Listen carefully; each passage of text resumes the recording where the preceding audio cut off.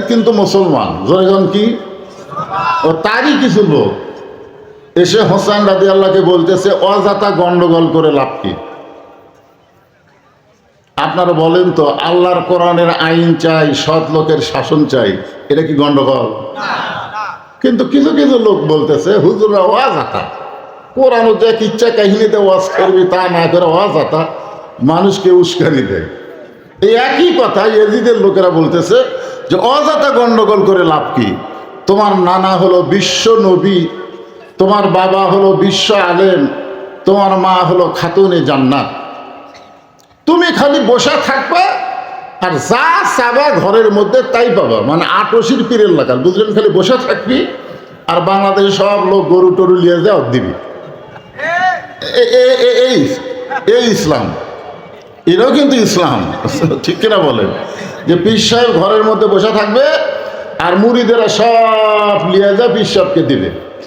ইয়াজিদের লোকেরা বলতেছে খামাখা গন্ডগোল করে লাভ নাই তো, কারণ তোমার নানা হলো বিশ্ব নবী, চিন্তা করে দেখেন, তোমার বাবা হলো বিশ্ব আলেম, তোমার মা হলো খাতুনে জান্নাত, তুমি খালি ঘরের মধ্যে বসে থাকবা আর আমরা সব দিব, তুমি আরাম করে খাবা। এই কথা শোনার পরে হোসেন রাদিয়াল্লাহ দাঁড়িয়ে গেলেন। এই কথা শোনার পরে হোসেন রাদিয়াল্লাহ বসে থাকলেন না, তিনি দাঁড়িয়ে গিয়ে বললেন, রে ইয়াজিদের চামচারা।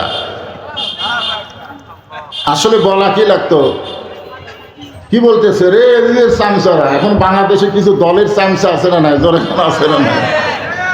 রে ইয়াজিদের চামচারা, তোরা যদি আল্লাহর বান্দা হতি তাহলে আমার নানাকে শুধু বিশ্ব নবী বলতি না, আমার নানা হলো বিশ্ব নেতা। তোরা নবী বলবি আর নেতা হিসাবে ইয়াজিদের পিছনে ঘুরঘুর করবি, আবার দরুদ পড়বি আল্লাহুম্মা সাল্লি আলা সাইয়্যিদিনা। দরুদের মধ্যে নেতা ঠিক আছে, কিন্তু কার্যক্ষেত্রে নেতা না। রে ইয়াজিদের চামচারা, আমার বাবা শুধু বিশ্ব আলেম নয়, আমার বাবা হলো বিশ্ববীর। আমার মা শুধু খাতুনে জান্নাত নয়, আমার মা হলো ফাতেমাতুজ জোহরা। তোমরা একটা বলবা, একটা বাদ দিবা। আমার নানাকে নবী বলবা, নেতা বলবা না। আমার বাবাকে আলেম বলবা, বীর বলবা না। আমার মাকে খাতুনে জান্নাত বলবা, কিন্তু জোহরা বলবা না। ইসলামের এক অংশ মানবা, এক অংশ মানবা না। এরা পুরোপুরি মুসলমান না, এরাই হলো মুনাফিকের জাত। জোরে বলেন কথা ঠিক কিনা? তা আজকে যারা আমরা এখানে বসেছি, আমরা নবীকে শুধু নবী বিশ্বাস করি না, আমাদের নেতা হিসাবে বিশ্বাস করি, ঠিক কিনা বলেন? এই জন্য আল্লাহ বলেছেন, লাকাদ কানা লাকুম ফি রাসূলিল্লাহি উসওয়াতুন হাসানাহ। হুসাইন বলতেছে, আমার নানা যদি শুধু নবী হইতো, মক্কার কাফেরেরা আমার নানাকে বহু প্রস্তাব দিয়েছে, মুহাম্মদ সাল্লাল্লাহু আলাইহি সাল্লাম, আল্লাহ তোমাকে যে কোরআন শরীফ দিয়েছে, এই কোরআন তুমি ঘরের মধ্যে তেলাওয়াত করো, আমরা চারিধার দাঁড়িয়ে দাঁড়িয়ে সারা রাত শুনবো, তুমি যা চাইবা আমরা বিনিময়ে তাই দিব। তোমরা কোরআন শরীফ খালি ঘরের মধ্যে পড়বা, এটা সুবহানাল্লাহ বলা যাবে না তো? খালি মাদ্রাসার মধ্যে কোরআন, খালি মসজিদের মধ্যে কোরআন। বাংলাদেশের ইয়াজিদের দলেরা চায় মাদ্রাসার মধ্যে কোরআন থাক, মসজিদের মধ্যে কোরআন থাক, আর সংসদ মানুষের আইন দিয়ে চলুক। ওরা বলে পবিত্র সংবিধান, পবিত্র সংবিধান। ডক্টর কামাল সিগারেট খাসে ন্যাংটা হয়ে সংবিধান লিখছে, আর ওইটার নাম কোনোদিন পবিত্র সংবিধান হতে পারে না। পবিত্র সংবিধান হলো আল্লাহর কোরআন। জোরে বলেন কথা ঠিক কিনা? হ্যাঁ, দু একজন কয় না সংবিধানের বাহিরে কিছু করা যাবে না। সংবিধান মানুষের তৈরি লেখা, ওইটা দিয়ে মানুষ চলবে, আর বাহিরে কিছু করা যাবে না। অথচ আল্লাহর কোরআন যে আমাদের সংবিধান, নুনাজ্জিলু মিনাল কোরআনি মা হুয়া শিফাউ ওয়া রাহমাতুল লিল মুমিনিন, সব সমস্যার সমাধান। যারা বলবেন না মরার 3 দিন আগে জবান থাকবি না, মরার 3 দিন আগে জবান চলে গেলে কলমা পড়া করবেন। তো এই জন্যে কোরআনের পক্ষে কথা বলা লাগবে। আমি যে আয়াতে কারিমা তেলাওয়াত করলাম, তারই বাংলা স্লোগান হলো, দিতে পারে আল কোরআন সব সমস্যার সমাধান, আল কোরআনের আলো সংসদে জালো। কোরআন হাদিস যেখানে দুনিয়ার মুসলমান লিল্লাহে তাকবীর। আলহামদুলিল্লাহ। মোটামুটি শরীরের বাদন টাদন মশা টশা সরল কিন্তু এরকম তো বিল দিলে মশা থাকবি মাশাআল্লাহ। তারপরেও বলবো মাহফিল কমিটিকে 2-1 ডজন কয়েল নিয়ে আসেন। কয়েলের দাম তো আর খুব বেশি না, ওই কয়েল নিয়ে আসেন। ওই গরুর গোয়ালের মধ্যে যেটা দেয় ওটা দিয়ে মশার গোষ্ঠী চলে দেবে। নিম পাতা কয়েল। হ্যাঁ, তো যেটা বলতেছে একটু খেয়াল করেন যে আমার নানা যদি শুধু নবী হতো তাহলে আমার নানাকে কেউ কিছু বলতো না। কারণ আবু জেহেল উতবা সাহেবারা বলেছিল যে আপনি ঘরের মধ্যে কোরআন শরীফ পড়েন, আমরা কোরআন শরীফ শুনবো, আমরা কোরআন শুনবো। আবু জেহেল তো এই কথাও বলেছে, এত সুন্দর কোরআনের বাণী, রাতটা কোন দিক দিয়ে গেল আমি বুঝবারই পারিনি। দেখছেন, কোরআন শুনতে তো ভালোই লাগে, কিন্তু আল্লাহ বলেছেন সামিনা কথা আনা, খালি শুনলে হবে না, এটা ধরা লাগবে, এটা ধরা লাগবে। আজকে যদি সবাই কোরআনকে ধরতাম, বাংলাদেশের প্রাইমারি ভিক্ষা করে চালানো লাগতো, মাদ্রাসার বিল্ডিং কোনোদিন ভিক্ষা করে করা লাগতো না। জোরে কোন কথার কথা বলেন। আজকে আমরা সবাই কোরআন ধরিনি বলে একদম বাগডম ঘোলাডম সাথে ঢাক ঢোল ঝদর বাজে, ওর বিল্ডিং সরকার করে দেয়। 90% মুসলমানের দেশে কোরআনের ঘর করতে গেলে মানুষের কাছে সিমেন্ট ভিক্ষা চাওয়া লাগে। জোরে কোন কথা ঠিক কিনা? এই কোরআনকে ধরা লাগবে। কোরআন ধরলে হলে একদম চলবি, খুঁটি চলে যাবি। আইটি লাই ভরা দিয়ে লাল গেল বোয়াল মাছে, তাই না, দেখে ভদন মাছে। এই কি কি আপনার সন্তানকে নষ্ট করতেছেন, মিথ্যা শিক্ষা দিয়ে মাসুম বাচ্চাকে আপনি নষ্ট করতেছেন। আসেন আল্লাহর কোরআন। নবী তখন কি বললেন? নবীকে তারা প্রস্তাব দিল, আপনি যদি চান ওই বুড়ি বউ বাদ দিয়ে ছুঁড়ি বউ দেওয়া হবে। আপনি যে বিয়ে করছেন 25 বছরের যুবক, 40 বছরের বিধবারে, ওইটাতে এখন বুড়ি হয়ে গেছে, তো ওইটারে বাদ দিয়ে একটা যুবতী বউ দেওয়া হবে। যদি আপনি চান মক্কার মধ্যে আপনাকে ধনী করে দেওয়া হবে। যদি আপনি চান ঘরত বসে থাকে যা খাবার চাবেন তাই হবে। আল্লাহ রাসূল কি বললেন? তোমরা যেটা দিবার চাইলে সেটা তো দূরের কথা, যদি আসমানের চাঁদ আমার ডান হাতে দাও, সূর্য বাম হাতে দাও, কোরআন ঘরে থাকার জিনিস না, আল কোরআনের আলো সব জায়গায় জ্বলান লাগবে। জোরে গণগণা ঠিক কিনা? এই কোরআন ঘরে থাকবে না, শুধু মসজিদ মাদ্রাসার মধ্যে থাকবে না, আল্লাহর কোরআনকে সব জায়গায় নিয়ে যাওয়ার দরকার আছে না নাই? জোরে কোন আছে না? আমার নানা মক্কার কাফেরদের কথা মানেনি, কারণ আমার নানা শুধু বিশ্ব নবী না, বিশ্ব নেতা। সুবহানাল্লাহ না কেন? গভীর রাত্রে মক্কা থেকে মদিনায় হিজরত করলেন। মদিনায় হিজরত করার পরে আল্লাহর নবী সর্বপ্রথম একটা মসজিদ নির্মাণ করলেন। সেই মসজিদের নাম হলো মসজিদে কোবা। কারণ মুসলমানকে যদি মুসলমানিত্ব ধরে রাখতে চান, তাহলে 1 নম্বর যে আমল তার নাম হলো নামাজ। জোরে কোন কথা ঠিক কিনা? আর এই নামাজটা একা একা পড়লে হবে না, এই নামাজটা জামাতের সঙ্গে পড়তে হবে। এই জন্যই রাসূল মসজিদ নির্মাণ করলেন। যদি আল্লাহর নবী বলতেন 5 ওয়াক্ত নামাজ আল্লাহ ফরজ করেছে, যার যেখানে মন চাই পড়ো, যার যেখানে মন চাই পড়ো, তাই বলেছেন? বরং এমন কথা বলেছেন, মসজিদে মুয়াজ্জিন আজান দিবে, আজান শোনার পরে কোনো মানুষ যদি মসজিদের জামাতে শামিল না হয়, যে বাড়িতে মুসলমান থাকে, আমি যেন অর্ডার দেই বাড়ি আগুন দিয়ে পুড়ে ছাই করে দাও, কিন্তু এই অর্ডার দিলাম না, এই কারণেই বাড়িতে ছোট বাচ্চা আর নারীরা থাকে। এ কথার দ্বারা বোঝা গেল জামাতের গুরুত্ব কম না বেশি? কেন বেশি? কারণ জামাতের মধ্যে গেলে আওয়ামী লীগ, বিএনপি, জাতীয় পার্টি, তাবলিগ, পীর মুরিদি, জামাত সব এক কাতার। যত বড় মাস্তানি করিস না কেন, বেড়া কর, ভিতরে ঢুকে দেখতো। যদি আওয়ামী লীগ কয় আমার দল ক্ষমতা আছে, আমি সামনে কাতার।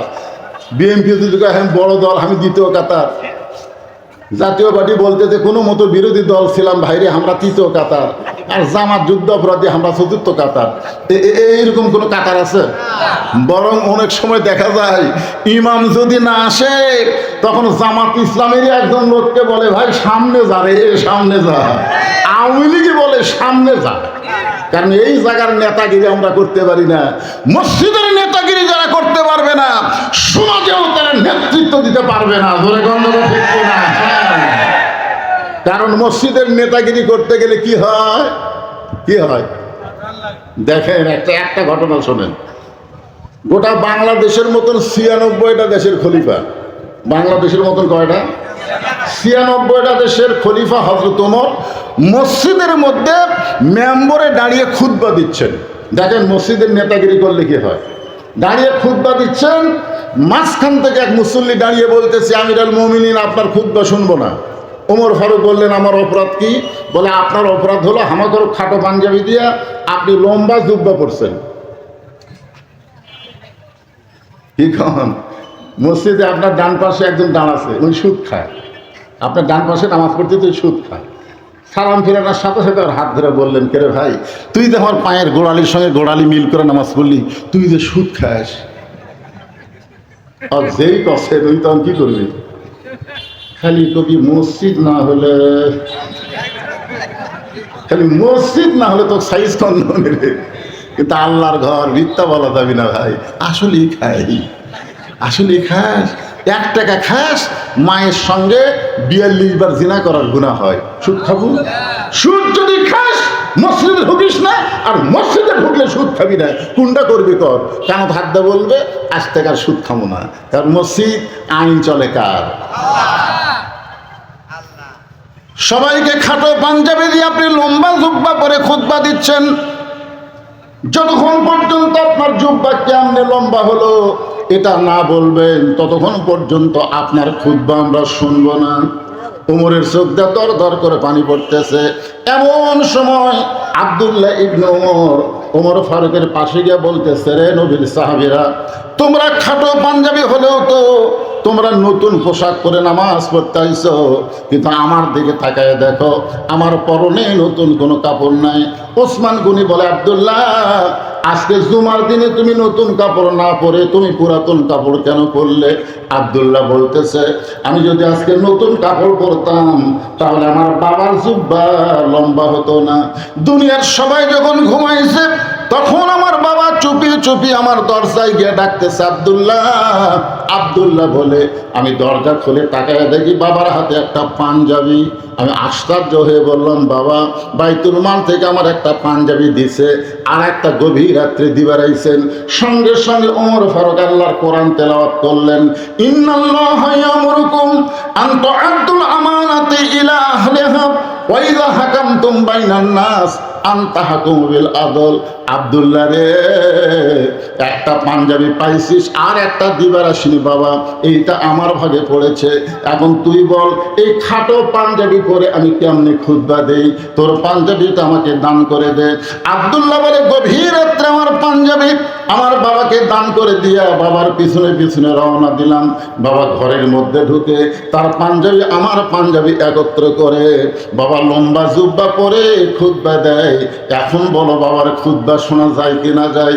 সমস্ত সাহাবেরা কান ধরে বলে, আল্লাহর কোরআন দিয়ে যখন রাষ্ট্র চলবে, এমন ভালো মানুষকে মুসলমানেরা নেতা হিসাবে দেখতে পাবে। আল্লাহর কোরআন দিয়ে যখন রাষ্ট্র চলবে, তখন যা ইচ্ছা তাই করার কোনো সুযোগ। রাসূল মসজিদে কুবা নির্মাণ করলেন মদিনায় গিয়া, কারণ আল্লাহ কোরআনে বলেছেন, আল্লাযীনা ইম্মাক্কান্নাহুম ফিল আরদ আকামুস সালাত। মুসলমানের মধ্যে কাউকে যখন ক্ষমতা দেওয়া হবে, তার 1 নম্বর দায়িত্ব হলো নামাজ কায়েম করা। আমাদের বাংলাদেশের নামাজ আছে কিন্তু কায়েম নাই। ধরে কারণ কি নাই? কায়েম নাই। কারণ নামাজ কায়েম হলে 3টা পুরস্কার আপনি সাথে সাথে পাবেন। 3টা পুরস্কার কি পাবেন? সাথে সাথে পাবেন। 1 নম্বর পুরস্কার হলো ইন্নাস সালাতা তানহা আনিল ফাহশাই ওয়াল মুনকার। একমাত্র নামাজই পারে মানুষকে যাবতীয় বেহুদা এবং খারাপি কাজ থেকে দূরে রাখতে। আপনার যুবক ছেলের হাতে যতই মোবাইল থাক, আপনার কোনো টেনশন থাকবে না। ও যদি 5 ওয়াক্ত নামাজ পড়ে, তাহলে আপনি বিশ্বাস করবেন ও খারাপ কিছু দেখবে না।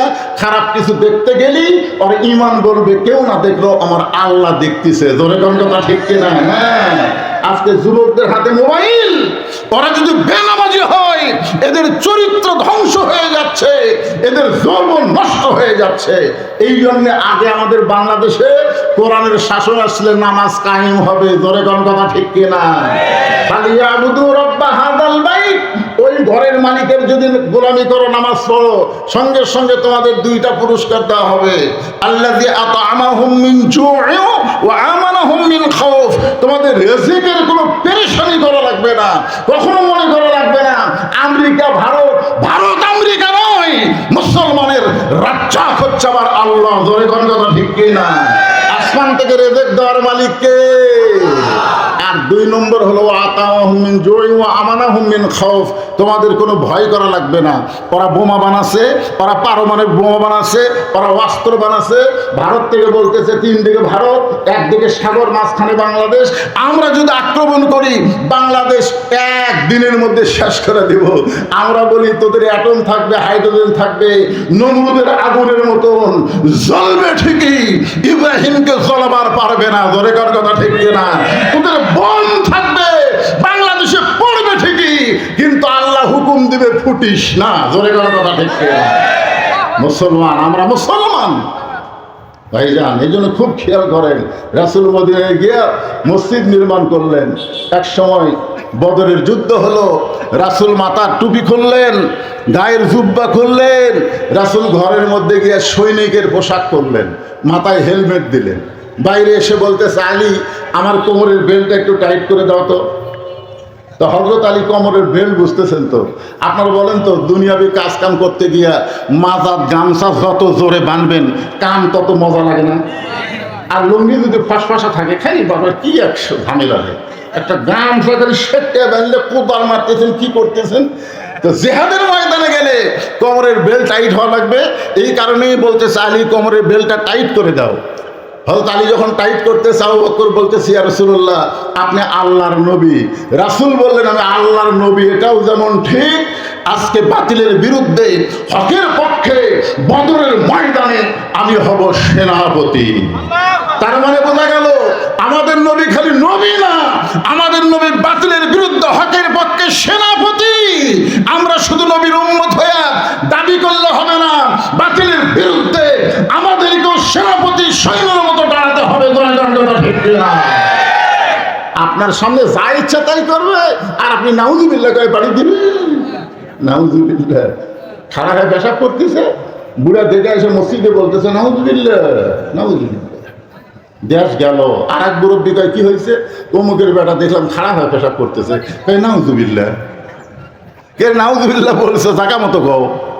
যেটি পেশাব করতেছে, বিড়াল যেমন ইন্দুর ধরে চুপি চুপি ওর পাশে যাও, যাই খালি কর নাউজুবিল্লাহ। ওই এত জোরে চেন টানবি, চামড়া আটকে যাবি। জোরে কোন কথা ঠিক কিনা? এই জন্য সামনে আসছে শুভ দিন, চিন্তা ভাবনা করে নিন। আসুন যে আয়াতে কারিমা তেলাওয়াত করেছি সেটাকে সামনে নিয়ে ফাযকুরুনি আযকুরুকুম ওয়াশকুরুলি ওয়ালা তাকফুরুন ইয়া আইয়ুহাল্লাযীনা আমানু ইসতাঈনু বিস-সাবরি ওয়াস-সালাহ ইন্নাল্লাহা মা'আস-সাবিরিন।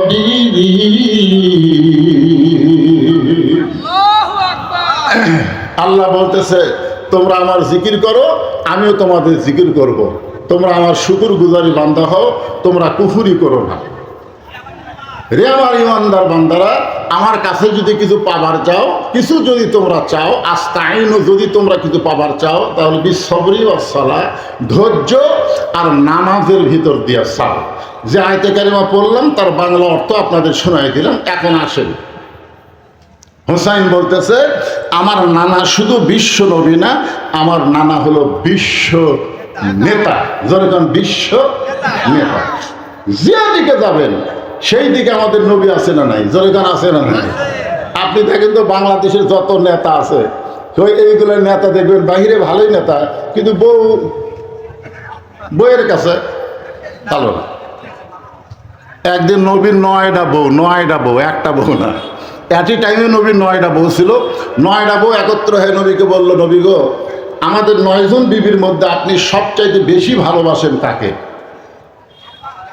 তো নবী তো চিন্তা করে গেছে যে এখন যদি বলি উমুককে বেশি ভালোবাসি তাহলে এর মধ্যে গন্ডগোল শুরু হবে। জোরে কোন কথা ঠিক কিনা?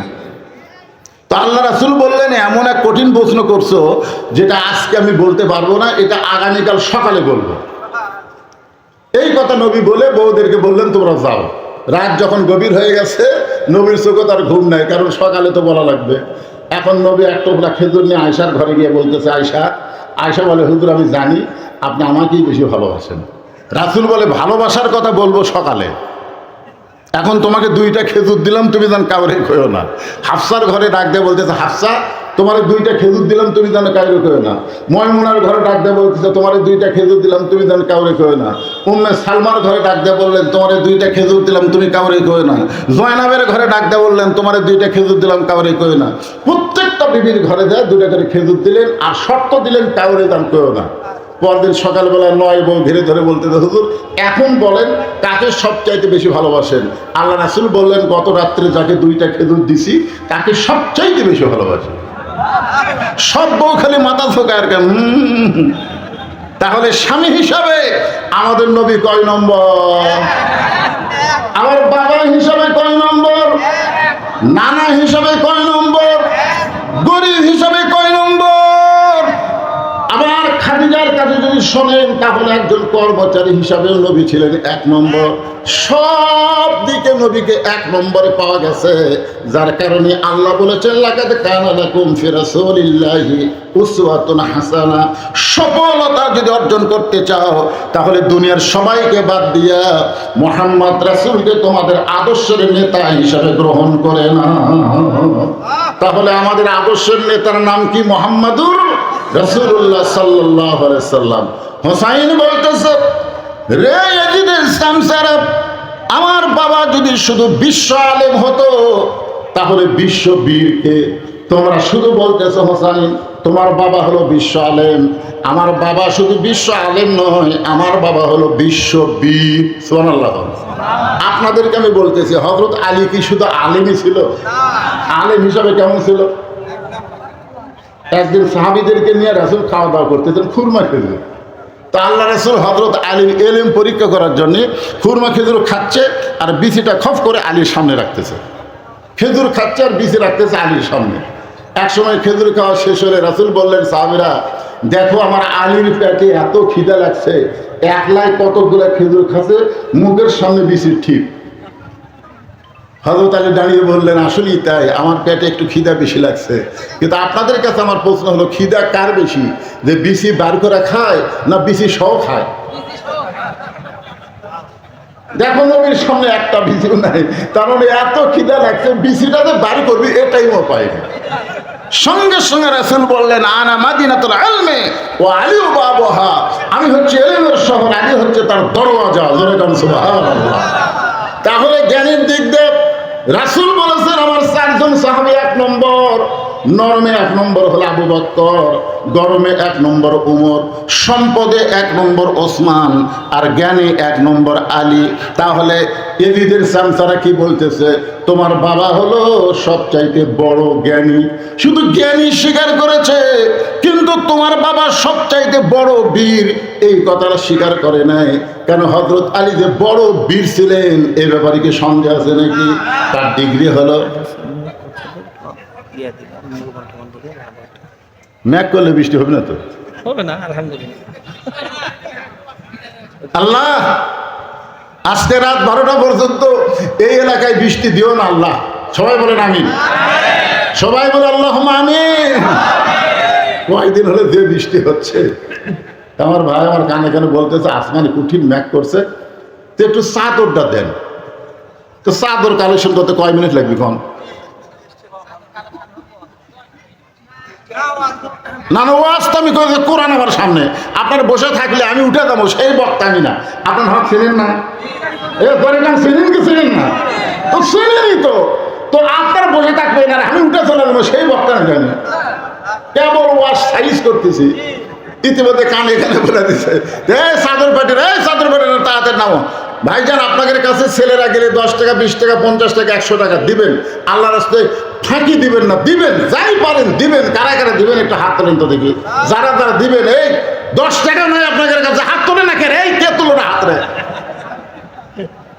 মাশাআল্লাহ মাশাআল্লাহ, সবাই দিবে ইনশাআল্লাহ। হ্যাঁ দেন আপনাকে। এই ছাত্ররা কোথায়? যাও ভিতরে যাও। ব্যাগ পার্টিরা মা বোনদের কাছে যাও। মা বোনদের ওয়াজত কেবল যাচ্ছি। ফাতেমা তো জোহরা, ওরা শুধু বলছে খাতুনে জান্নাত। এদিকের চামচারা কি বলছে? খাতুনে জান্নাত, কিন্তু জোহরা বলেনি।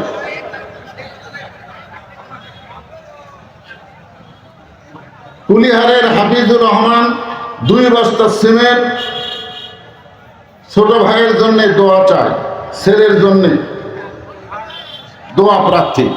2 বস্তা সিমেন্ট দান করছে আল্লাহ। আপনারা ওটা বসা করলেন কেন? বৃষ্টি কি আছে? আরে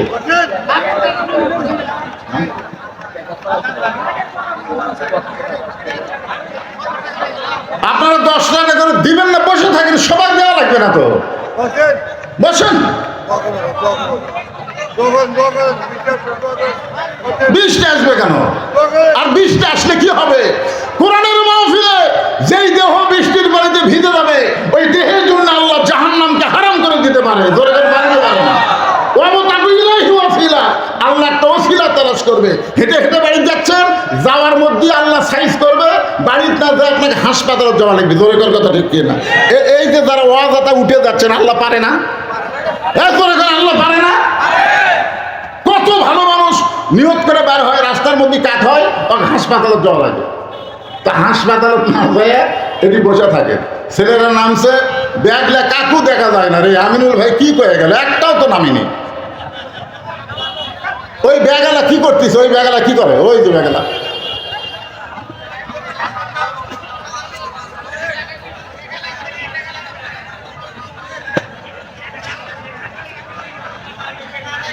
এই কি না নামছে ওটা? কি রে? বাক্স?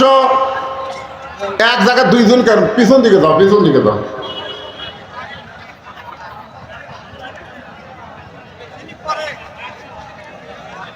জনাব আল্লাহর এক বান্দা 500 টাকা দান করছে নগদ। আল্লাহ তার দানকে কবুল করেন। আমজাদ হোসেন 15,000 মাশাআল্লাহ। মোহাম্মদ আমজাদ হোসেন 15,000 টাকা দান করেছে। আল্লাহ তার দানকে কবুল করেন। নাম মোহাম্মদ মুসলিম উদ্দিন 5 বস্তা সিমেন্ট দান করেছে। আল্লাহ মুসলিম উদ্দিনের দানকে আল্লাহ আপনি কবুল করেন। ভাইজান এই যে আদায় শেষ হলে আমার ওয়াজ শুরু হবে। এইখানে ভিতরের বাক্স আদায় শেষ হলে আমার ওয়াজ শুরু হবে।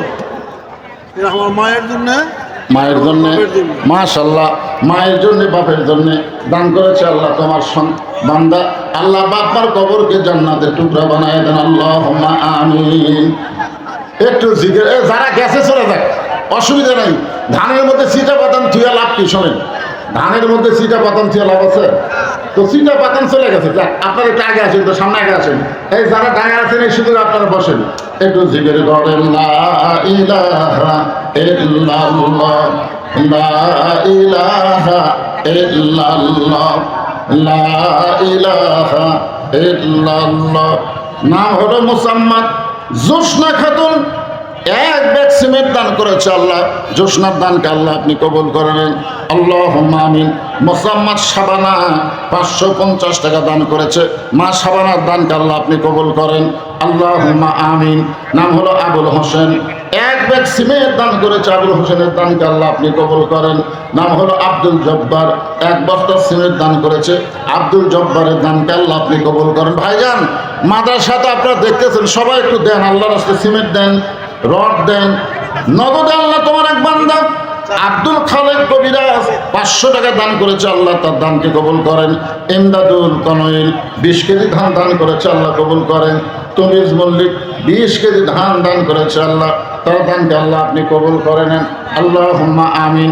নাম হলো আল্লাহর এক বান্দা, নাম বলে নাই, 500 টাকা দান করেছে। আল্লাহ তার দানকে কবুল করেন। আল্লাহুম্মা আমিন, আল্লাহুম্মা আমিন।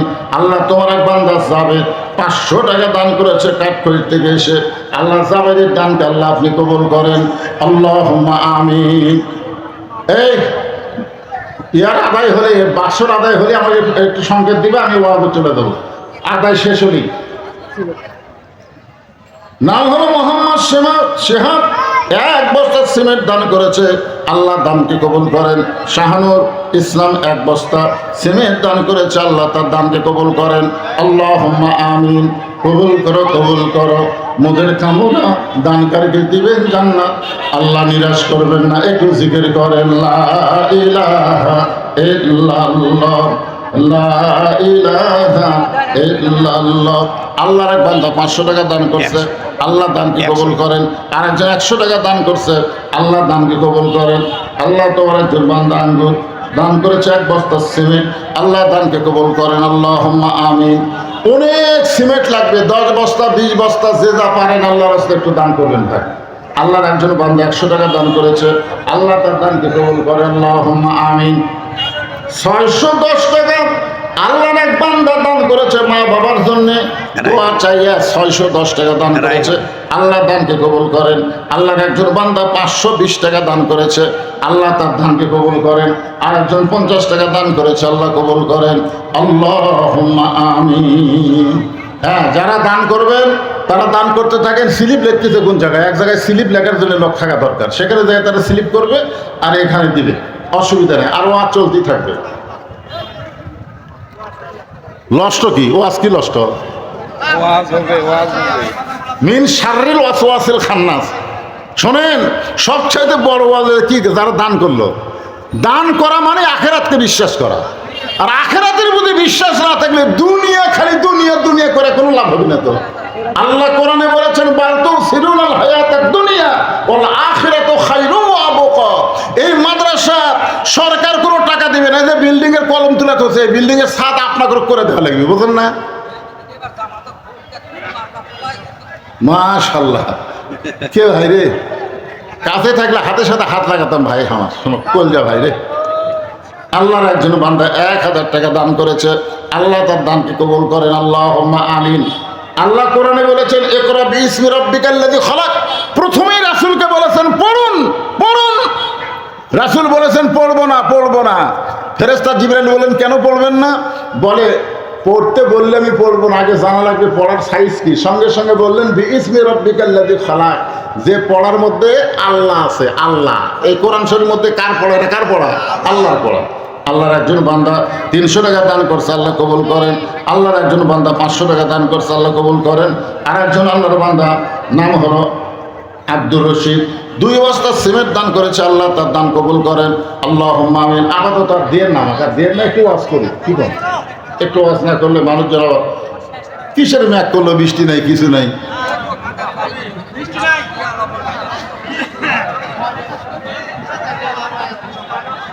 এই যে কতগুলো আছে, খালি বেড়া বাড়াচ্ছে, বেড়া বাড়া। কে বাবা বসবার কই রে, বস বাবা। চিটা পাতান উঠে গেছে রে। এখন যেগুলো আছে দানাদার ইমানদার, চিটা পাতান বাতাস দিলে থাকে না। হ্যাঁ, সব চলে গেছে বাতাসে, দানের বাতাসে সব চলে গেছে। তুলা পরে তুলমো ভাই, থন তো থন। সবাই একটু জিকির করে আলোচনায় ফিরে আসে। লা ইলাহা ইল্লাল্লাহ, লা ইলাহা ইল্লাল্লাহ। জোরে লা ইলাহা ইল্লাল্লাহ, লা ইলাহা ইল্লাল্লাহ, লা ইলাহা ইল্লাল্লাহ, লা ইলাহা ইল্লাল্লাহ, লা ইলাহা। চাঁদ সূরজের গ্রহ তারা আল্লাহ নামের পাগল পারা। চাঁদ সূরজের গ্রহ তারা আল্লাহ নামের পাগল পারা। আমার আল্লাহ নামের এতই দয়া, আল্লাহ নামের এতই মায়া, লুকিয়ে রাখছেন হে আল্লাহ। লা ইলাহা। এটা কি বলার জন্য করে দিচ্ছে নাকি? আমার বলার জন্য এরা যদি আপনার স্লিপ দেন, আমি যদি নাম বলি আর না বললে তারা তো আমার নাম বললো না, আমি টাকা তো না। মহামক আবু সাহেব 2000 টাকা দান করছে, আল্লাহ তার দানকে কবুল করেন, আল্লাহ আমিন। 1000 টাকা দিয়েছে, স্ত্রীটা 64 দোয়া চাইছে। 500 টাকা দিয়ে 1000 টাকা দিছে হ্যাঁ? পরে একবার করলে আপনি এই জায়গা আমি এই বছর প্রথম আছি, আমি কি আদায় করি না? ও আর জমালিয়া মানুষের খোরাক দিয়ে তারপরে একটা টান মারি তো। এই কোথ থেকে আমিনুর ভাই এসে কানে কানে বোধ বোধ করলো যে ম্যাঘ আছে, বৃষ্টি হবে। দরকার আপনি একসাথে একবারে দিল সে মাস এখন শোনেন, সিটান ছিল এরকম আমার মায়েরা বোনেরা অনেক কষ্ট করে এসে বসে আছে, অনেক কষ্ট। আর আপনারা তো দৌড় মারলেন বাড়ির দিকে, একের কথা শুনে বাড়ির দিকে দৌড়। যাক, অসুবিধা নাই। এই যারা দাঁড়িয়ে আছেন তারা একটু বসেন, একটু গুছে আসেন, সামনের দিকে আসেন। এই ফাঁকা টাকা বন্ধ করে সামনের দিকে আসেন না কেন? আপনি দুই জায়গা আপনার জান্নাতে সাক্ষী হবে। যে জায়গায় বসছেন ওই জায়গা হবে, আবার জায়গা পরিবর্তন করে আর এক জায়গায় বসলে এটা জান্নাতের বাগান, যে বোঝেন না? প্রত্যেকটা জায়গা আপনার জন্য সাক্ষী হবে। মসজিদ আল্লাহ রাসূল যেখানে ফরজ পড়ছেন সেখানে সুন্নত পড়েনি। আল্লাহ রাসূল যেখানে সুন্নত পড়ছে সেখানে নফল পড়েনি। সাহাবীরা বলেন, হুজুর জায়গা পাল্টান কেন? বলেন প্রত্যেকটা জায়গা আমার জন্য সাক্ষী হবে। নবী যদি সাক্ষীর কথা বলে তাহলে আপনারা জান্নাতের বাগানে জায়গা পরিবর্তন করে সামনে আসে, পিছনে ওরা আবার ফিরে আসে বসবে ইনশাআল্লাহ।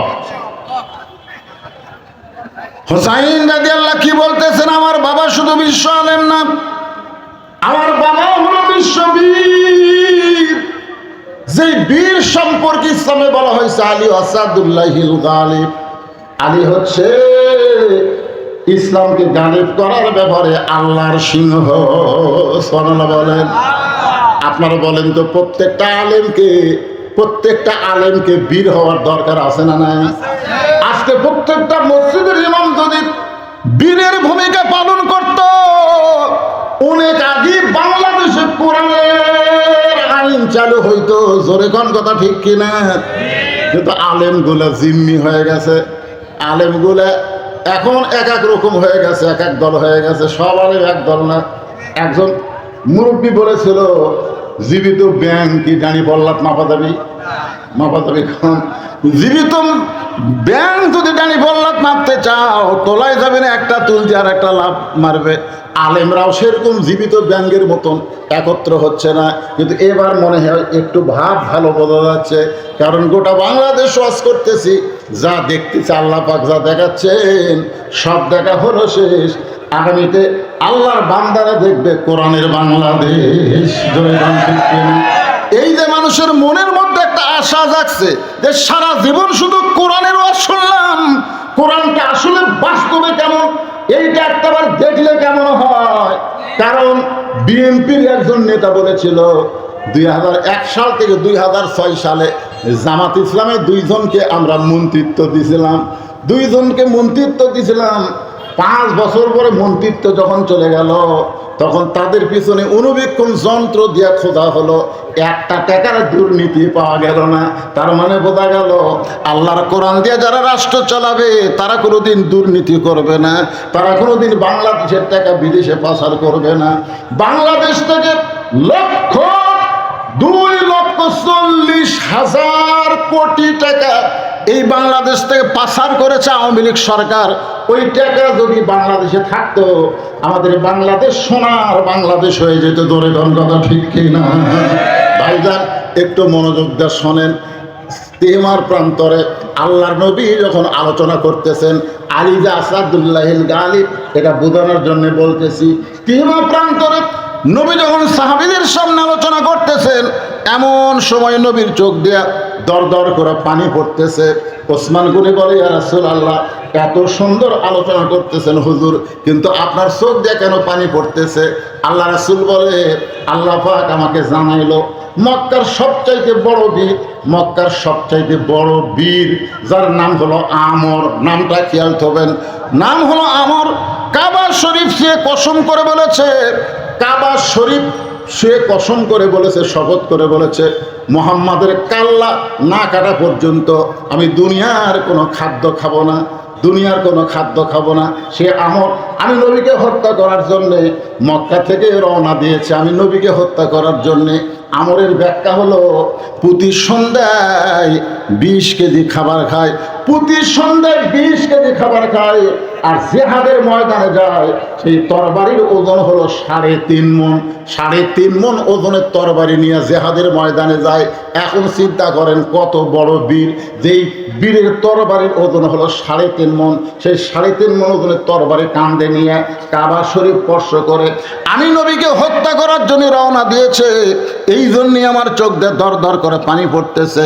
ওসমান গনি বলে, ইয়া রাসূলুল্লাহ, হুজুর তাহলে আপনি দোয়া করেন, আপনি দোয়া করেন আমর আসার আগে আল্লাহ যেন আমরের হাত পাও অবশ করে দেয়, যেরকম আমরা দোয়া করতেছি। আল্লাহ গাজার মুসলমানকে তুমি হেফাজত করো, ফিলিস্তিনি মুসলমানকে হেফাজত করো। আমরা যতই দোয়া করি ততই মারে, জোরে কোন কথা ঠিক কিনা? আমরা যতই দোয়া করি ততই মারতেছে। এ পর্যন্ত প্রায় ৭৫,০০০ ফিলিস্তিনি মুসলমানকে ওই ইসরায়েল, ওই শয়তানেরা হত্যা করেছে। আপনারা জানেন গোটা পৃথিবী মিলে ইহুদি ইসরায়েলের সংখ্যা হলো মাত্র 1 কোটি। গোটা পৃথিবী মিলে হচ্ছে মাত্র 1 কোটি, আর মুসলমানের সংখ্যা হলো 230 কোটি। মুসলমান যদি খালি পেশাব করে দেয়, ইসরায়েল পেশাবের পানিতে ভাসিয়ে যাবে, জোরে জোরে কথা ঠিক কিনা? অথচ দেখেন সেই ইসরায়েলের ইহুদি বাচ্চারা প্রতিদিন মুসলমানকে মারতেছে, আর আমরা দোয়া করতেছি। বাজার একটু খেয়াল করেন। ওসমান গনি বলে, ইয়া রাসূলুল্লাহ, হুজুর আপনি দোয়া করেন আল্লাহ যেন আমরের হাতটাও অবশ করে দেয়। নবী আমার ওসমান গনির কথা মতো সাহাবীদের নিয়ে দোয়া করতে যাবেন। যখন দোয়া করতে যাবেন এমন সময় জিবরাইল এসে হাজির। নবীকে বলতেছেন, ইয়া আইয়ুহান নাবিয়্যু হারজিল মুমিনিনা আলাল কিতাল। ওগো নবী, দোয়া দিয়া সব কাম হবে না, দোয়া দিয়া সব কাম হবে না। এখন মসজিদের মুয়াজ্জিন বলতেছে ইমাম সাহেবকে, হুজুর আমাদের গ্রামে যে হারে চুরি বেড়ে গেছে, আপনি একটু এশার নামাজের পরে দোয়া করেন আল্লাহ যেন চোরের হাত থেকে গ্রামকে হেফাজত করে। এখন এশার নামাজ পড়ার পরে ইমাম সাহেব বলতেছে সবাই একটু বসবেন। সবাই বসে গেছে। তো আপনারা কি জানেন না গ্রামে প্রতিদিন চুরি হচ্ছে? বলে হ্যাঁ। এই চোরের হাত থেকে বাঁচার জন্য 3 বার সূরা ইখলাস পড়েন, 1 বার দরুদ শরীফ পড়েন, 7 বার ইস্তেগফার পড়েন। এগুলো পড়ার পরে 2 হাত তুলে ইমাম সাহেব মুসল্লিদের নিয়ে দোয়া করতেছে, আল্লাহ চোরের হাত থেকে এই গ্রামকে তুমি হেফাজত করো, আল্লাহ চোরের হাত থেকে হেফাজত করো, আল্লাহ। জানলার ওই পার থেকে চোর বলতেছে আমিন, চোর বলতেছে আমিন।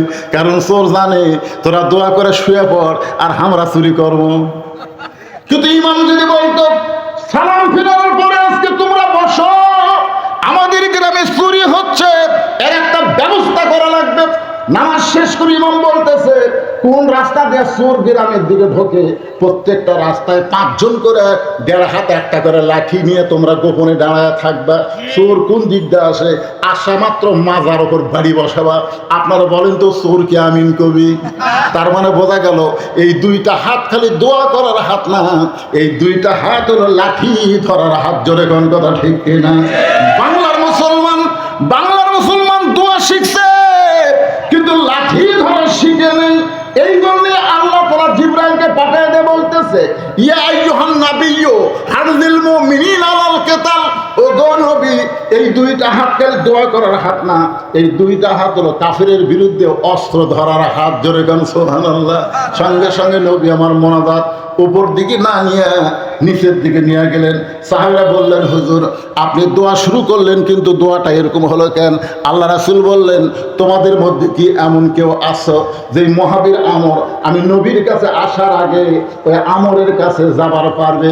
এমন কোন সাহাবী কি তোমাদের মধ্যে কেউ আছে যে মহাবীর আমর আমি নবীকে হত্যা করতে আসতেছে, সে আসার আগে তার কাছে যাবার পারবা?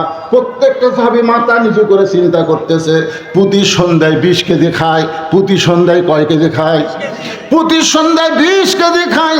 আর 3.5 মণ তরবারি নিয়ে যুদ্ধ করে। সে আমরের সামনে কে দাঁড়াবে, কে দাঁড়াবে সবাই তখন চিন্তা করতেছে। এমন সময় পিছন দিক থেকে মাত্র 11 বছরের একজন বালক, তার নাম হলো হযরত আলী। জোরে কান সুবহানাল্লাহ। পিছন দিক থেকে দাঁড়িয়ে বলতেছে, ইয়া রাসূলুল্লাহ ওই আমরের সামনে আমি আলী দাঁড়াবার চাই। রাসূল বললেন, এজলেস, বসো বসো।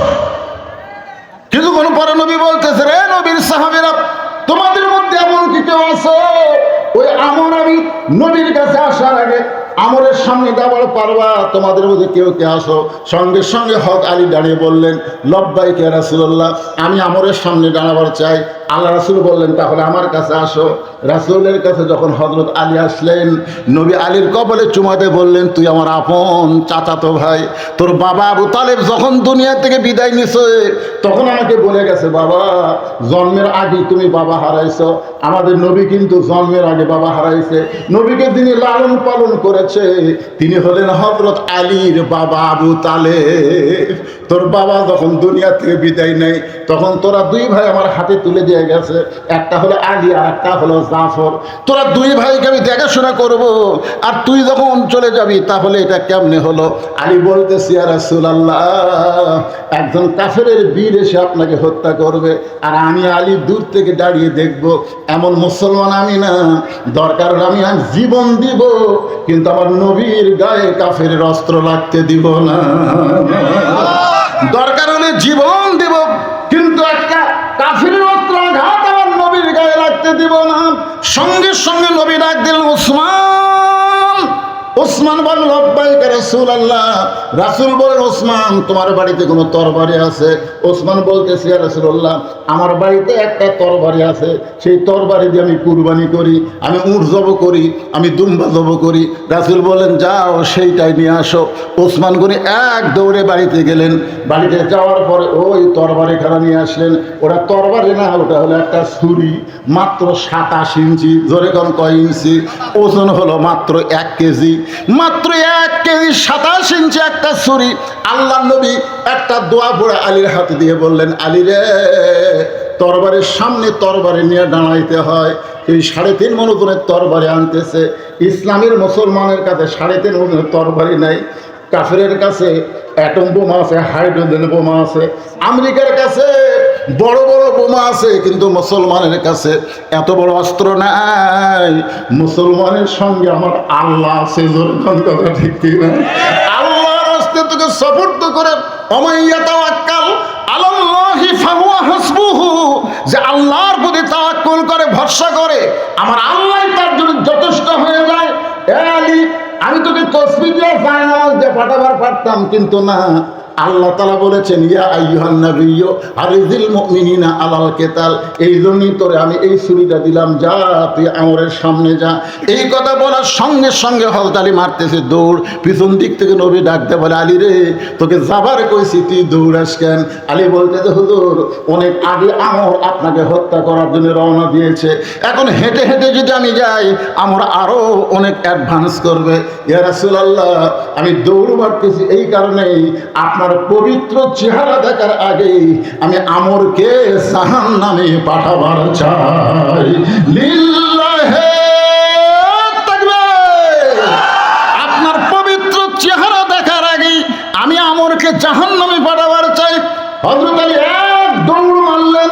এদিকে আমর আসতেছে সামনে সামনে হাতির মতন, আর আমরের পিছনে কাফেরেরা মিছিল করতেছে। মুসলমানের নবীকে কেউ বাঁচাবার পারবে না, মুসলমানের নবীরে কেউ বাঁচাবার পারবে না। এই মিছিল করতেছে কাফেরেরা, আর আমর খালি হাতির মতন আগে আগে হাঁটতেছে। এমন সময় হযরত আলী গিয়ে আমরের সামনে দাঁড়াইছে। আমর অট্ট হাসি দিয়ে বলতেছে, তোরা হাতের মধ্যে কি? বলে তরবারি। যেটাতে গরু জব করে সেটার নাম হলো ছুরি, আর যেটাতে চামড়া কাটে তার নাম কি? চাকু। 3.5 ওজনের তরবারির সামনে মাত্র 27 ইঞ্চি 1 কেজির একটা চাকু নিয়ে তুই আমার সামনে, তুই এত খাটো বড় ছোট বাচ্চা, তুই কে? তোর পরিচয় কি? তোর পরিচয় কি? তুই আমার সামনে কেন দাঁড়াইলি? সঙ্গে সঙ্গে হযরত আলী আল্লাহর কোরআন থেকে একটা আয়াত তেলাওয়াত করলেন। এই কোরআন যে সব শক্তি, কোরআনের মধ্যে পাওয়ার আছে না নাই? জোরে কোন আছে না নাই? এই কোরআন থেকে একটা আয়াত তেলাওয়াত করে ওই ছুরির মুখে একটা ফু দিলেন। ছুরির মুখে একটা ফু দিয়া আমরের সামনে একটা মাটিতে দাগ দিলেন। ওই ছুরি দিয়া 27 ইঞ্চি তরবারি দিয়া আমরের সামনে একটা দাগ দিয়া আমরের দিকে তাকায় বললেন, কে রে কাফেরের পাটা, তুই কত বড় বাপের বেটা! আল্লাহর নবী তো হত্যা করার দূরের কথা, এই দাগটা ডেঙ্গায় খালি এক ধাপ সামনে যা, এই দাগটা ড্যাঙ্গাতি এক ধাপ সামনে যা, এ হাঁককে বলা হয় হায়দারি হাঁক। জোরে কন কি হাঁক? মুসলমানের যদি অস্ত্র না থাকে, মুসলমানের তকবীর আছে না নাই? লিল্লাহে তাকবীর। আপনি জানেন এই যে ভারতের গুজরাটে মোদি যখন কষায় ছিল, মোদি যখন প্রধানমন্ত্রী ছিল না, ওই গুজরাটের মুখ্যমন্ত্রী ছিল, ওই সময় মুসলমান আর হিন্দুর একটা দাঙ্গা লাগছিল। আপনাদের মনে আছে? এই দাঙ্গা লাগছে, অনেক মুসলমানকে কিন্তু ওই সাল মোদি মারছে, যার কারণে বলা হয় মোদি কষায়। তখন মুসলমানেরা একটা আন্দোলন করতেছে, একটা হিন্দু মেয়ে 3 দিন ধরে গড়াগড়ি করতেছে, পেটের বাচ্চা হয় না। পেটের বিষে গড়াগড়ি করে পেটের বাচ্চা হয় না। তো এখন বাপ মা চিন্তা করতেছে সিজার করা লাগবে, তখন অ্যাম্বুলেন্স করে সিজার করার জন্য হাসপাতালে নিয়ে যাচ্ছে। কিন্তু ওই রাস্তাতে আবার মুসলমানেরা মিছিল করতেছে। মুসলমানের মিছিল কি? লিল্লাহে তাকবীর, আল্লাহু আকবার। তো এই হিন্দু মেয়েকে তখন নিয়ে যাচ্ছে, বুঝছেন, অ্যাম্বুলেন্স যাচ্ছে, তখন মুসলমানেরা একজন বলছে লিল্লাহে তাকবীর, সবাই যেন আল্লাহু আকবার বলছে। ওই মেয়েটা ওই আল্লাহু আকবার তাকবীর শুনে একটা ঝাঁকি খাচ্ছে, এরকম বুঝলেন, ভয় একটা ঝাঁকি খাচ্ছে, আর স্যালুট করে বাচ্চা আছে। বাপ মাও কয় খেলি 3 দিন হলে গড়াগড়ি করতেছে, বাচ্চা হয় না। আর মুসলমানের তকবীরই বাচ্চা হলো। অ্যাম্বুলেন্স ঘুরে বাড়িতে নিয়ে গেছে, বলতে তো আমাকে ভগবানের কোনো পাওয়ার নাই। এই জন্যই তো ওরা খালি নমো করতেছে, তারপরে মানুষা করতেছে, এ করতেছে, সে করতেছে। তারপরে আবার যেদিন পানি ডুবাই, আমি এক হিন্দু বললাম, ক্যারে ভাই, এত ভোগ দিলি, এত খাবার দিলি, এত সম্মান করলি, তাকে আবার ডুবালি কেন? আমাকে ধর্ম এরকমই হুজুর, আমরা যা আদর করি তাকে আবার থাপড়াই।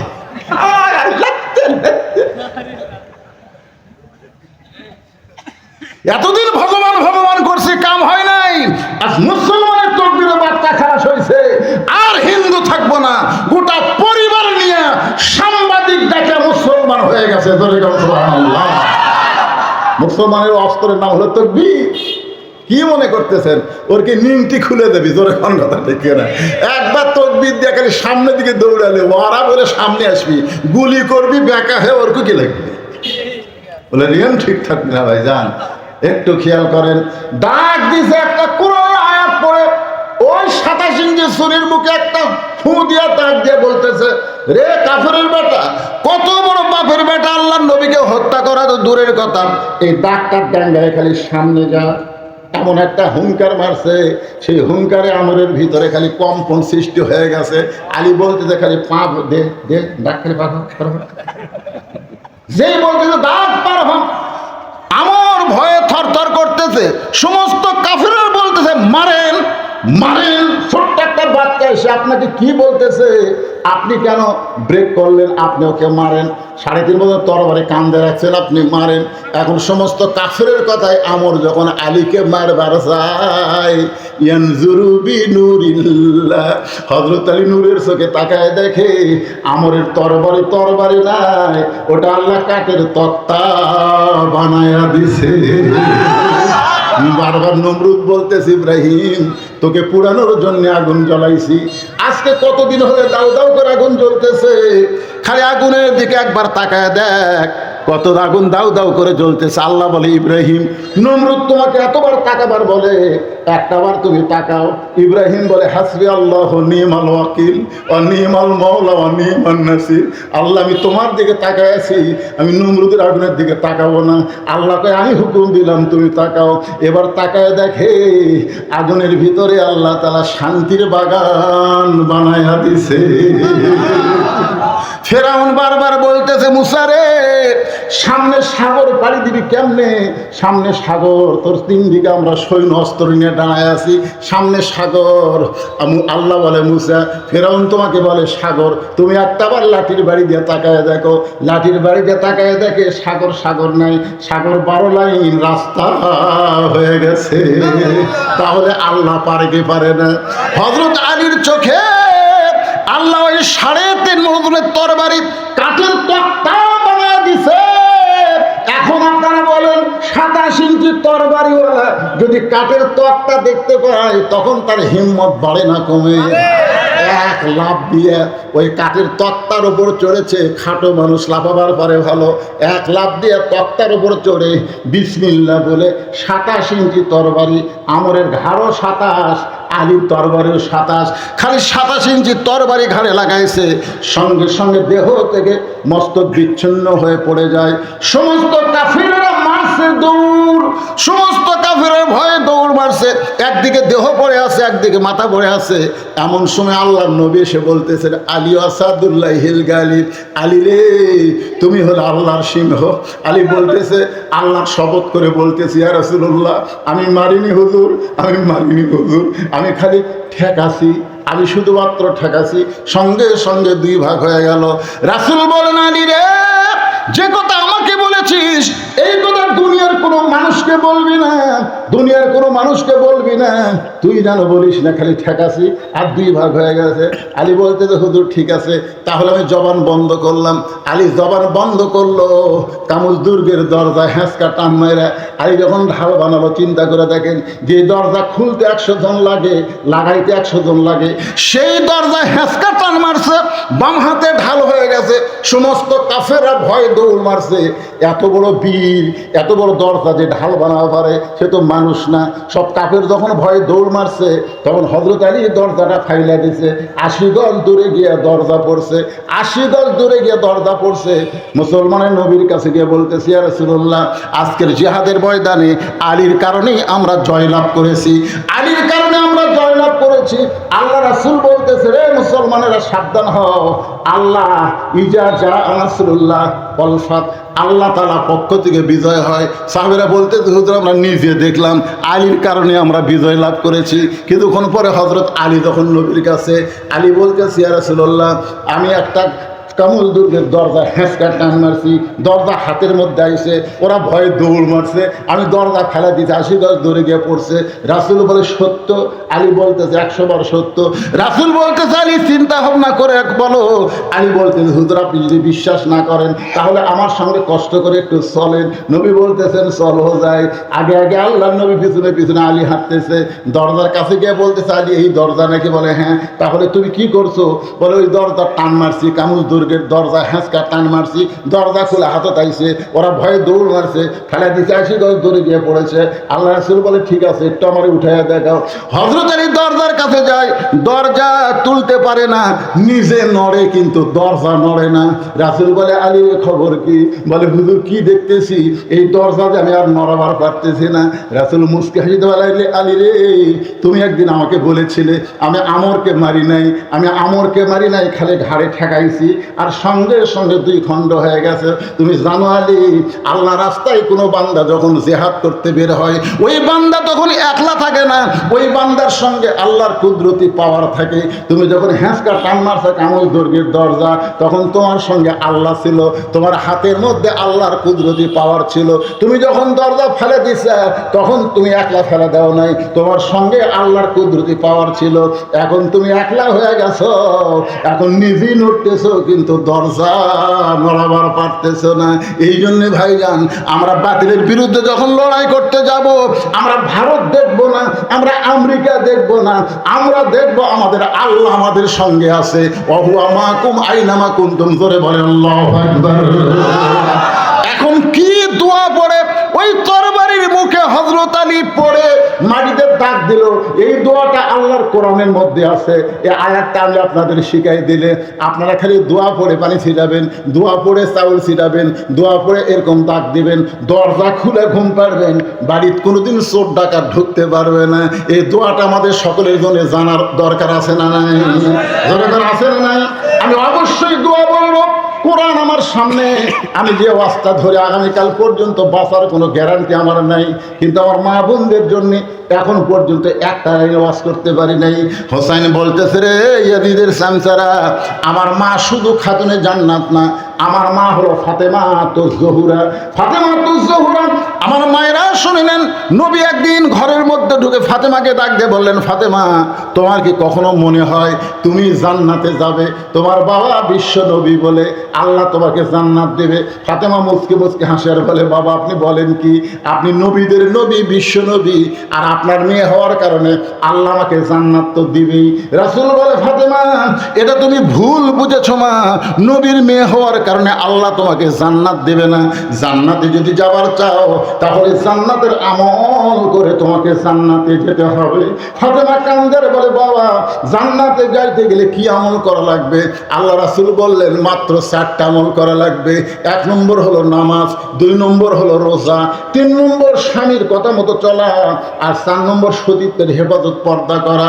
ও ফাতেমা, এই 4টে আমল যদি করতে পারো 8টা জান্নাত আল্লাহ তোমার জন্য বরাদ্দ দিবে। ফাতেমা বলতেছে, বাবা এই 4টে আমলের মধ্যে সবচাইতে গুরুত্বপূর্ণ আমল কোনটা?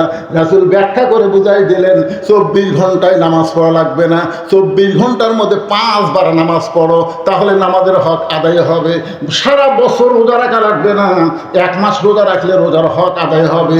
স্বামীর খেদমত সবসময় করা লাগবে না, স্বামী যদি খেদমত চায় তাহলে খেদমত করা লাগবে। খেদমত যদি চায়, আমার কথা কি বুঝলেন?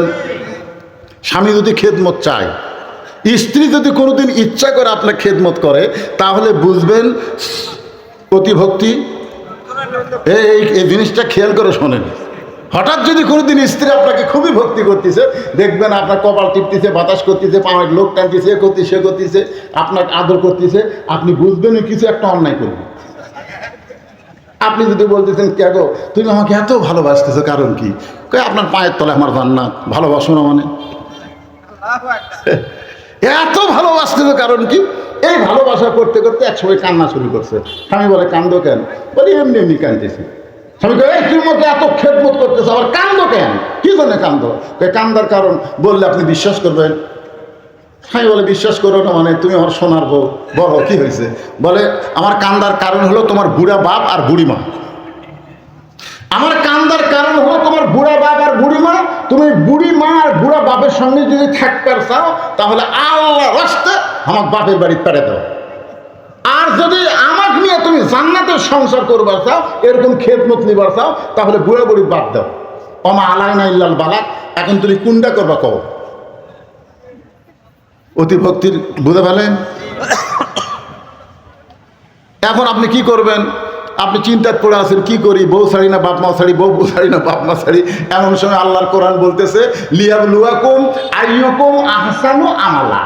হে মুসলমান, উত্তম আমলের পরীক্ষা করা হবে। ওয়াসাইনাল ইনসানা বিওয়ালিদাইহি ইহসানান হামালাতুহু উম্মুহু। আল্লাহু আকবার। ওয়া কাদা রাব্বুকা আল্লা তা'বুদু ইল্লা ইয়্যাহু ওয়া বিল ওয়ালিদাইনি ইহসানান। তুই যদি বউ ছাড়া দে, সকালবেলা বিকালে বউ পাবি। বউ যদি তোর সকালে মরে, বিকালে বিয়ে করে পারবি। কিন্তু ওই বাপ মা যদি মরে যায়, কিয়ামত পর্যন্ত কানলেও বাপ মা পাওয়া যাবি না। আর বাপ মায়ের মনে কষ্ট দিয়ে নামাজ পড়, রোজা কর, হজ কর, যাকাত দে, তুই জান্নাত পাবি না। তুই এখন কোনটা করবো কর? তখন চিন্তা করতে দেখে রে, এই বউ আমার বাপ মায়ের বিরুদ্ধে বললো, এক ছাড়ে দিলে তো বইয়ের অভাব নাই। রাগ করে বলতেছে, শোন, তোর ব্যাগপত্র যা আছে গোছ কর। তোর 3 তালাকের গাড়ি করে তোর বাপের বাড়ি পেড়ে দেবো রে। তোর মতন বউ মরলে ছাড় দিলে আমার বইয়ের অভাব নাই। বউ দৌড়াছে, মা ধরে বলতেছে, আসলে আপনি আল্লাহর ওলি গো, পরীক্ষা করলাম। পরীক্ষা করলে দেখবেন যেদিন হঠাৎ বউ বেশি ভক্তি করবি, সেই দিনও একটা অন্যায় কাম করবি। জোরে কোন কথা ঠিক না? এই জন্য রাসূল বলেছেন, স্বামী যখন খেদমত চায় তখন খেদমত করো। কারণ আমরা আলু কিনে তুছি 100 বস্তা, ভাই আলুর দাম নেই। এখন আমি চিন্তা করতেছি, আলু প্রতি 1 বস্তা খরচ পড়ছে 1300, দিবার চাচ্ছে 300, 1000 টাকা লস। এই চিন্তা করতেছি, আর বউ টাকা ঘষ ঘষ করতে। তুই বুঝিস না এখন আর মনের মধ্যে চিন্তা। তুই যতই প্রেম কর হবি, স্বামী যখন কবি আজকে মনত আনন্দ আসো, আসো খেলা করি, তখন খেলা হবি। ওবায়দুলের মতন খেলবার গেলে হবি না তো, আর মাজার বল নাই। যখন কথা ঠিক কি না, ওই ট্রেনের উপর উঠতে পারে না, কোনো মতো তুলে দিছে, আর বেটা খায় খেলা হবে। খেলবার গেলে মাজার বল লাগবে রে বাংলা। এইবার এশিয়া কাপ খেলার দেখেনি বাংলাদেশ, হায় হায় কি মার খাওয়ায় খাতে ভাই। শালাকের মাজার নাই, বল এরা তাই খেলবে। এক ছেলে দেখে, আমার গ্রামের এক ছেলে বাংলাদেশের জার্সি পড়তেছে, মানে পরিষ্কার না, এরকম মাজা মরা, এরা মাজা মরা। মাজা মরা খেলবার গেলে হবে না। স্বামীরও মন যেদিন ভালো থাকবে সেই দিন খেলা হবে। মন ভালো না থাকলে যতই চেষ্টা করো খেলা হবি না। কথা কর না কেন? কথা কর না কেন? এই খেলা বুঝতে পারেননি, মা বোনেরা ঠিকই বুঝতেছে। হ্যাঁ, আল্লাহ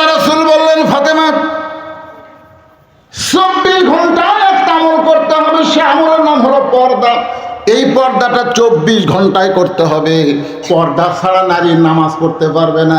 ঘরের কোনায় যদি একা একা নামাজ পড়ে, তারপরও মেয়েটাকে পর্দা করে নামাজ পড়া লাগবে। ঠিক কিনা বলেন? আপনারা বইরা যখন নামাজ পড়ে কি দেখেন? কেমন হ্যাঁ নামাজ পড়ে দেখবেন, আগে তো একটা মাথার উপর ওড়না দেয়, তার উপর আবার একটা ঘুমটা দিয়ে তারপরে নামাজ পড়ে। এই জন্যে রাসূল বলেন, ফাতেমা, মেয়েদের সবচাইতে গুরুত্বপূর্ণ আমল হলো পর্দা। ফাতেমা বললেন, বাবা তাহলে এই মুহূর্তে আমি পর্দার মধ্যে ঢুকে গেলাম। এই মুহূর্তে পর্দার মধ্যে ঢুকে গেলাম। এমন পর্দা নিশি ফাতেমা হয়ে গেল যে পর্দা করতে করতে আল্লাহর কাছে ফরিয়াদ করলো, আল্লাহ তাকে কবুল করে নিলেন। একদিন গভীর রাত্রে স্বামীকে বলতে, স্বামী গো, আল্লাহ আমার দোয়া কবুল করেছে, আজকে গভীর রাত্রে আমার পর্দার মধ্যে মৃত্যু হবে। সঙ্গে সঙ্গে আলী কাঁদতে কাঁদতে পড়ে গেলেন। ফাতেমা বলে, স্বামী গো, আমি মরে যাওয়ার পর আমার 3টা চাওয়া আপনি পুরা করবেন। 1 নম্বর চা হলো রাতের অন্ধকারে আমাকে কবর দেবেন। 2 নম্বর চা হলো আমার কোনো জানাজার ব্যবস্থা করবেন না। আর 3 নম্বর চা হলো আমার কবর যদি আপনি খুঁড়তে না পারেন, কেউ যদি কবর খুঁড়ে দেয়, সে যে দুনিয়ার কোনো মানুষকে না বলে, আমার চা হলো আমার লাশটা আপনি খাটনিতে তুলবেন না। কারণ 4 জন মানুষ খাটনি কান্দে নিবে, এমন 4 জন মানুষ আমার দুনিয়াতে নেই। আমার বাবা যদি আজকে দুনিয়াতে থাকতো, মরা মেয়ের লাশের খাটনি বাবা কান্দে নিবার পারতো, কিন্তু আমার বাবা 6 মাস আগে দুনিয়া থেকে চলে গেছে। আমার হাসান হোসেন এত ছোট, ওর মায়ের খাটনি কান্দে নিবার পারবে না। আপনি শুধু আমার লাশটা কান্দে করে নিয়ে ওই জান্নাতুল বাকির পূর্ব কোনায় সবুজ রঙের একটা বাতি জ্বলবে, ওই বাতি বরাবর আমাকে দাফন করবেন। গভীর রাত্রে হযরত আলী ফাতেমাকে দাফন করার পর আল্লাহকে বলতেছে, আল্লাহ,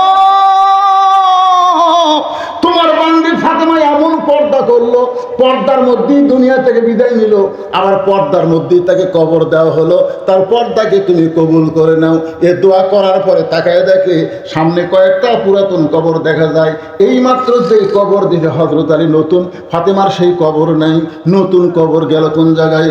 গোটা জান্নাতুল বাকি হযরত আলী দৌড়ায় বলে, ফাতেমার কবর, ফাতেমার কবর। কে যেন ডাক দেওয়া, আলী রে, ফাতেমা পর্দা নিশি, আমি আল্লাহ জহুরা ডিগ্রি দিয়ে তার কবরটাকে কিয়ামত পর্যন্ত পর্দা করে দিয়েছি। আমার মায়েরা যারা আছেন গো মা, আপনাদের জন্য বেশি ওয়াজ আজকে আর করতে পারলাম না। যে ওয়াজটা করলাম, আপনারা 5 ওয়াক্ত নামাজ পড়বেন, রমজান মাসে রোজা করবেন, স্বামী যখন খেদমত চায় স্বামীর খেদমত করবেন, স্বামীর কথা মতো চলবেন। আর সবচাইতে বড় আমল হলো আপনারা পর্দার ভিতরে থাকবেন। পর্দার মধ্যে যেই নারী থাকবে, ওই নারীর হাতে আল্লাহ বরকত দিয়ে দিবে। তোর এখন সুবহানাল্লাহ। এখন কোন দোয়া? এই দোয়াটা, দোয়া মানে কোরআনে তো আর দোয়া নেই, কোরআন হচ্ছে আয়াত। এই আয়াতটা আমি আপনাদের বলবো, বলার আগে প্রতি বছরের নেই, আমি এখানে যে কয়বার আইছি, এই মাদ্রাসায় বর্তমানে কয়জন ছাত্র, আবাসিক ছাত্র কয়জন? 70টা কোরআন শরীফ আপনাদেরকে এই মাদ্রাসার দান করা লাগবে। একটা কোরআন শরীফ মাত্র 500 টাকা। 500টা টাকা দিবেন, একটা কোরআন শরীফ দান করার সওয়াব আপনারা পাবেন। যারা গেছে সিটা পাতান চলে গেছে, যে কয়েকজন আল্লাহর বান্দা আছে, মাত্র 70টা। এতগুলো মানুষের মধ্যে 70টা কোরআন শরীফ। কোরআন দান হলো পৃথিবীর শ্রেষ্ঠ দান। এই নবীর মাদ্রাসায় 500টা টাকা দেন বাবা। যার পকেটে আছে 500 টাকা দিবেন, একটা কোরআন দানের সওয়াব আল্লাহ তাআলা আপনার বাপ মায়ের কবরে দিবে, আপনার আমল নামায় দিবে। সর্বোত্তম কোন আল্লাহর বান্দা পারেন একটা কোরআন শরীফ বাবদ 500 টাকা দিবেন? আপনি দিবেন, আপনার দেখা থেকে যত মানুষ দিবে, প্রত্যেকটা মানুষের সওয়াবের একটা অংশ আপনি পাবেন। আপনি যে শুরু করলেন, এজন্য শয়তান যেন ধোঁকা না দেবার পারে। 500 টাকা যার পকেট আছে, আল্লাহর হস্তে নিয়ে আসেন। সর্বপ্রথম আল্লাহর কোন আব্দুল্লাহ, কোন বান্দা, মাশাআল্লাহ, কি নাম আপনার বাবা? সাইফুল ইসলাম, মাশাআল্লাহ, আল্লাহ নবীর ঘরে এতিমদের হাতে একটা কোরআন শরীফ বাবদ 500 টাকা দান করেছে। আল্লাহ দানকে কবুল করেন, আল্লাহুম্মা আমিন। আল্লাহ 2 নম্বরে কোন আল্লাহর বান্দা, কোরআন শরীফ কিন্তু বাকিতে দেওয়া হবে না, সিমেন্ট দেওয়া হবে বাকিতে, ধান দেওয়া হবে বাকিতে, আর কোরআন শরীফ হবে নগদে। আর একজন আল্লাহর বান্দার নাহিদ কোরআন শরীফ বাবদ 500 টাকা দান করেছে। ও মায়েরা, মা ফাতেমা জহুরার সঙ্গে জান্নাতে যাবার গেলে নবীর মাদ্রাসা একটা কোরআন শরীফ বাবদ 500 টাকা দান করা লাগবে। মা, আল্লাহর রাস্তে ছোট ছোট বাচ্চারা, এই উঠলেন কেন শুনবেন না? কি সাদাবাজি, চোরের বিপদে আমরা আছি। হ্যাঁ, এমন একটা দোয়া, আরে চোর দরজা খুলে তুলে ঢুকে পারবি না, জানেন? হুজুর, এটা ইসমাইল, এর নাম না জানো? নাম না জানা একজন কোরআন শরীফ বাবদ 500 টাকা দান করেছে। ইসমাইল কোরআন শরীফ বাবদ 500 টাকা দান করেছে। আল্লাহ কবুল করেন। 70 মধ্যে 4টা হয়ে গেছে, 4 জন আল্লাহর বান্দা হয়ে গেছে। 5 নম্বরে আল্লাহর বান্দা সুফল, নামই সুফল, সুফল 5 নম্বরে কোরআন শরীফ বাবদ 500 টাকা দান করছে। আল্লাহ দানকে কবুল করেন, আল্লাহুম্মা আমিন। কি নাম? আলতাফ। আলতাফ কোরআন শরীফ বাবদ 500 টাকা দান করেছে। আল্লাহ দানকে কবুল করেন। 60টা হয়ে গেছে ভাই, 60টা হয়ে গেছে রে। 70-এর মধ্যে 60টা হয়ে গেছে, মাশাআল্লাহ। 8 নম্বরে আল্লাহর একজন বান্দা কোরআন শরীফ বাবদ 500 টাকা দান করছে। আল্লাহ দানকে কবুল করেন। সাদ্দাম কোরআন শরীফ বাবদ 500 টাকা দান করেছে। 9 হয়ে গেছে, 9 হয়ে গেছে। 10 নম্বরে কোন আল্লাহর বান্দা পারেন? আসেন আসেন, দেরি করেন কেন? কত টাকা কত হালে চলে যাবে। আর একটা কোরআন শরীফ দান করা মানে এক বছর ডাক্তারের কাছে আপনাকে যাওয়া লাগবে না।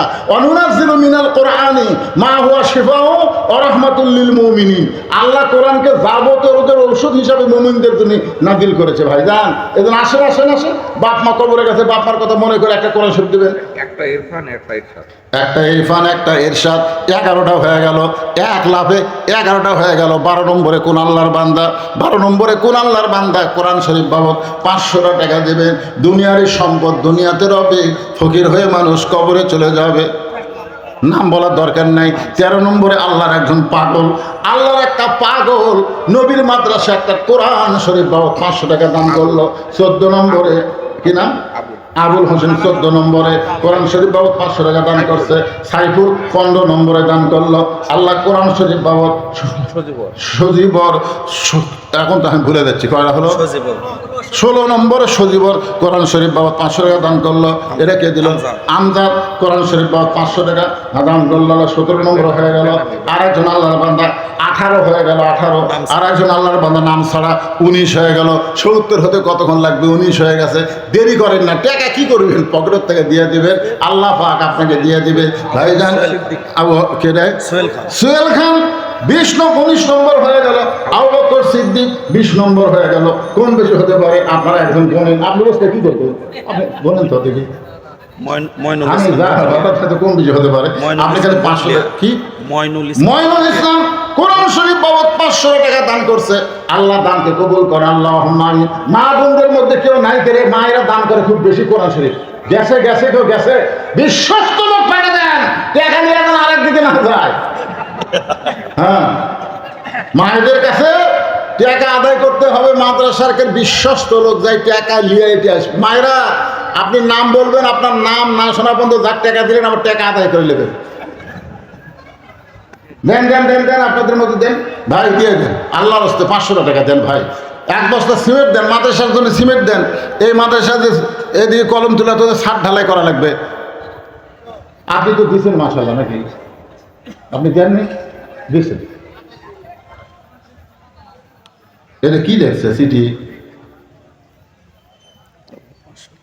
আর একটা 500 টাকা পাওয়া গেছে।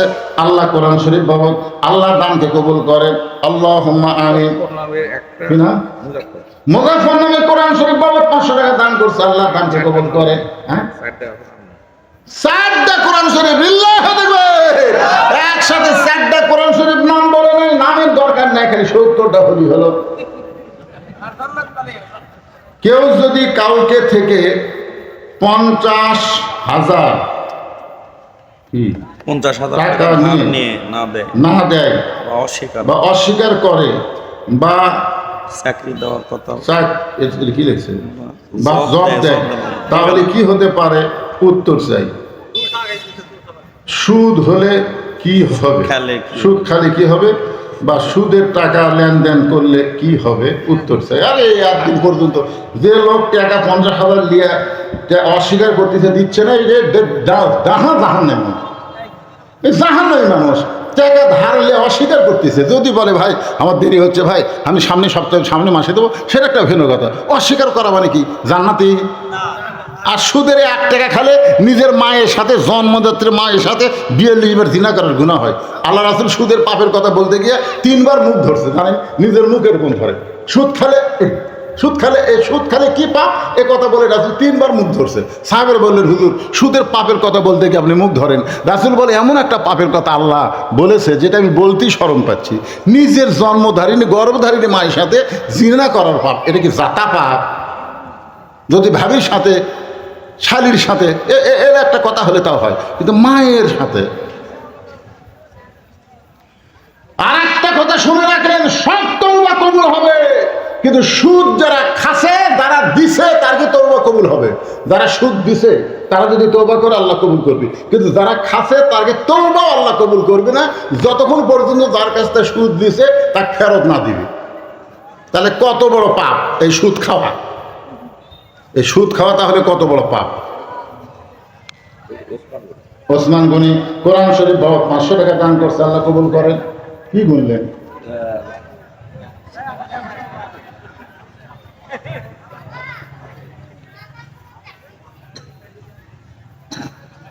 আমি অতি 22টা গুণের জন্য, আর আপনি 9টা গুনলেন। হ্যাঁ, 9,000। 18টা। ও 9,000, তাহলে 18টা পান আপনি। আর এটি বলেন 1000 গুণ দিতে 500 করে গণেন।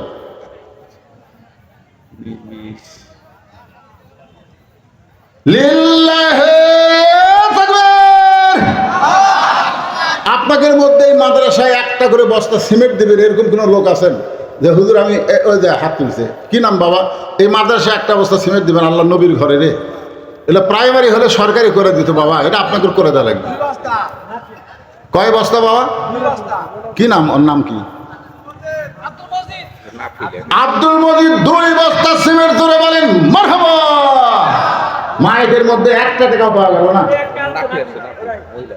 কি নাম? এই তো পাওয়া গেছে, নাফি নামে একজন মা আমার কোরআন শরীফ বাবদ 500 টাকা দান করছে। আল্লাহ মায়ের দানকে কবুল করেন, ফাতেমার সঙ্গে কবুল করেন। আপনারা একটু বলেন ভাই, বলেন আপনাদের মধ্যে হাত তুলে বলেন না কেন 1 বছর সিমেন্ট দেবো হুজুর, আমি আল্লাহ নবীর ঘরে 1 বছর সিমেন্ট দেবো। কত সিমেন্ট আমার নিজের পায়খানায় লাগালাম, কত কিছু লাগালাম, আমার নবীর ঘরে 1টা বস্তা সিমেন্ট। একটু নিয়ত করে দেন, আল্লাহর রাস্তায় দেন।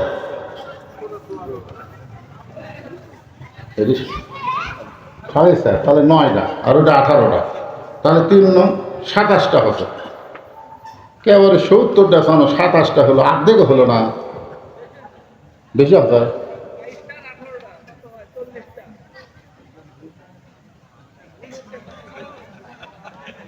চাষার গল্প ভুল হচ্ছে।